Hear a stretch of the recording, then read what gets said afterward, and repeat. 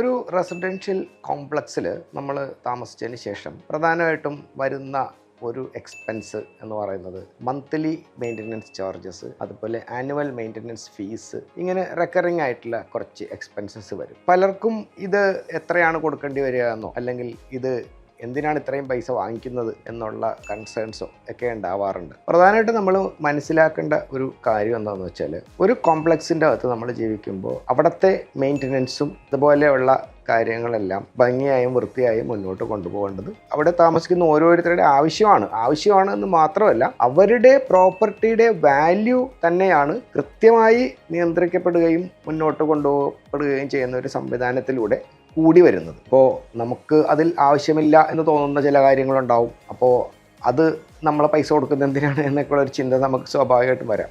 പക്ഷെ അത് അങ്ങനെയല്ല. എല്ലാവർക്കും ആവശ്യമുള്ള കാര്യങ്ങൾ മാത്രം വെച്ചുകൊണ്ട് നമുക്കൊരു റെസിഡൻഷ്യൽ കോംപ്ലക്സ് മുന്നോട്ട് കൊണ്ടുപോകാൻ സാധ്യമല്ല. അവിടെ നമ്മൾ കുറച്ചും കൂടി ഒരു കോംപ്രമൈസിന് നമ്മളിവിടെ തയ്യാറായേ പറ്റുള്ളൂ. ഉദാഹരണത്തിന് ഫസ്റ്റ് ഫ്ലോറിൽ താമസിക്കുന്ന ഒരാൾ എനിക്കെന്തിനാ ലിഫ്റ്റ്, ഏറ്റവും മുകളിലേക്ക് പോകുന്നവർക്ക് പോരെ എന്ന് ചിന്തിച്ചാൽ എന്തായിരിക്കും അവസ്ഥ? യഥാർത്ഥത്തിൽ അവർക്കും അതിൻ്റെ ആവശ്യമുണ്ട്. കാരണം ടെറസ് എന്ന് പറയുന്ന ഒരു കോമൺ പ്രോപ്പർട്ടി അല്ലേ. അപ്പോൾ അവിടെ പോകണമെന്നുണ്ടെങ്കിൽ ഫസ്റ്റ് ഫ്ലോറിലുള്ളവർക്ക് ടെറസിലേക്ക് പോകണമെങ്കിൽ ലിഫ്റ്റ് വേണം, ലിഫ്റ്റ് ഉപയോഗിക്കണം. അങ്ങനെയല്ലേ വരുന്നത്. അതുപോലെയാണ് എല്ലാ കാര്യങ്ങളും. അപ്പോൾ പൊതുവേ ഈ കോമൺ അമ്യൂണിറ്റീസിൻ്റെ എക്സ്പെൻസസിൽ പെടുന്ന കാര്യങ്ങൾ എന്ന് പറഞ്ഞാൽ സെക്യൂരിറ്റി, ക്ലീനിങ്, പവർ ബാക്കപ്പിനുള്ള ജനറേറ്ററിൻ്റെ diesel, common electricity and water bills, waste disposal, ഇനി ഇപ്പോൾ സ്വിമ്മിംഗ് പൂളോ ഒക്കെ ഉള്ളതാണെങ്കിൽ അതിന് വരുന്ന ആ ഒരു മന്ത്ലി മെയിൻ്റനൻസ് എക്സ്പെൻസസ്, ഇങ്ങനെയുള്ള കാര്യങ്ങളാണ് നമ്മൾ ആ ഒരു മന്ത്ലി എക്സ്പെൻസസ് അതിൻ്റെ ഒരു പരിധിയിൽ വരുന്നത്.